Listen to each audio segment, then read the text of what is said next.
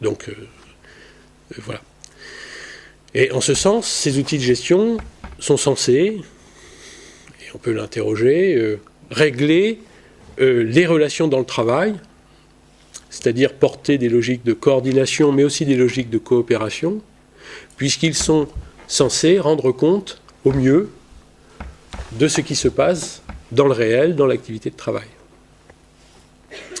Ils sont censés être porteurs d'une forme de légitimité et d'objectivité,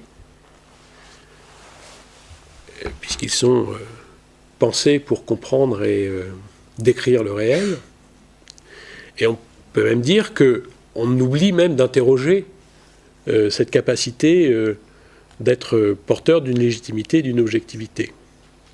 Et puis ils sont censés, en tout cas on peut l'interroger, régler la question de la confiance, à la fois dans leur capacité descriptive, c'est-à-dire par rapport à la complexité, dans leur capacité prédictive, c'est-à-dire à l'univers incertain, à l'environnement incertain. Et donc ils sont un outil d'aide à la décision, le plus objectif possible, par rapport à l'expérience du réel, au réel. Alors, forcément, tout ça mériterait d'être interrogé. Alors, on peut faire l'hypothèse qu'ils sont censés régler ces questions-là. Moi, je fais l'hypothèse qu'on oublie de s'interroger en réalité sur les capacités qu'ils ont à régler les questions que je viens de décrire. Et on pourrait, si on voulait avoir une lecture plus critique, dire que, d'une certaine manière, les outils de gestion ont pris le pouvoir. C'est-à-dire qu'il y a une prise de pouvoir interne pour penser la question de l'organisation de la production, sous contrainte, etc., etc. Et donc une prise de pouvoir interne par rapport à la question du travail, notamment et principalement parce qu'ils sont, par définition et par nature, homogènes au champ de responsabilité des cadres dirigeants. C'est-à-dire que là, on peut dire que les outils de gestion sont un appui aux cadres dirigeants dans leur champ de responsabilité. Ils sont homogènes aux questions qu'ils se posent.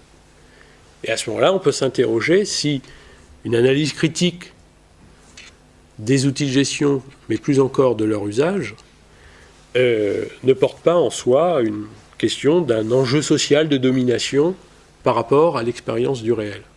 C'est-à-dire, est-ce que d'un seul coup, les défaillances ou les difficultés qu'on pourrait rencontrer dans les outils de gestion et dans leur usage n'interrogent pas plus fondamentalement l'aspect de domination dans la décision par rapport à l'expérience du réel. Alors, voilà, le cadre est un peu posé de manière introductive. Si on part de ce cadre, si on le partage, je vais développer deux axes là. De dire, bon, d'une certaine manière, les outils de gestion, face aux questions qu'on s'est posées de maîtrise de la complexité, de réduction de l'incertitude, se sont développés dans deux champs principaux, deux champs principaux que je vais plutôt moi développer ici, qui sont la question du pilotage par les chiffres et la question de la mesure, donc derrière la question du reporting, et puis le mode projet, c'est-à-dire comme dispositif pour aider à l'action. Ce que je vais essayer de montrer, c'est que si leur fonction première est d'aider à comprendre pour agir, pour faire, on peut observer que l'usage de ces outils font que de cette capacité de compréhension, on passe à une logique de prescription, c'est-à-dire non pas comprendre, mais indiquer, prescrire ce qu'il faut faire en échappant à l'étape de la compréhension du réel. C'est ce que je vais essayer de montrer sur la question du reporting et la question des modes projet comme dispositif d'action. Alors, question du pilotage par les chiffres et la mesure, donc la question du reporting. Dans le reporting et dans cette question de mesure, de pilotage, on peut dire qu'on a une tension à gérer. Tension au sens où c'est une question à traiter, c'est une difficulté à traiter, mais qui est consubstantielle d'une certaine manière à la question qu'on se pose, c'est-à-dire au pilotage. Cette tension à gérer, c'est celle entre, d'un côté, un besoin, une nécessité d'une différenciation, de reconnaître la différenciation, la différence, la spécificité des processus, c'est de reconnaître le local, le contexte particulier de telle unité, tel service, telle unité, tel service. Et puis, la nécessité d'une forme d'intégration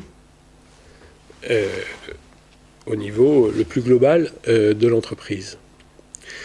Cette différenciation des processus suppose ou s'appuie sur l'idée d'une recherche d'une optimisation du local, c'est-à-dire des centres de profit sur lesquels on peut adosser des ressources, des contraintes, des objectifs, des productions, etc., etc.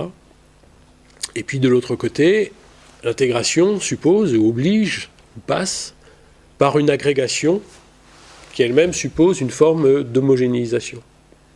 C'est-à-dire que le passage du local au global, à ce moment-là, est résolu par l'homogénéisation,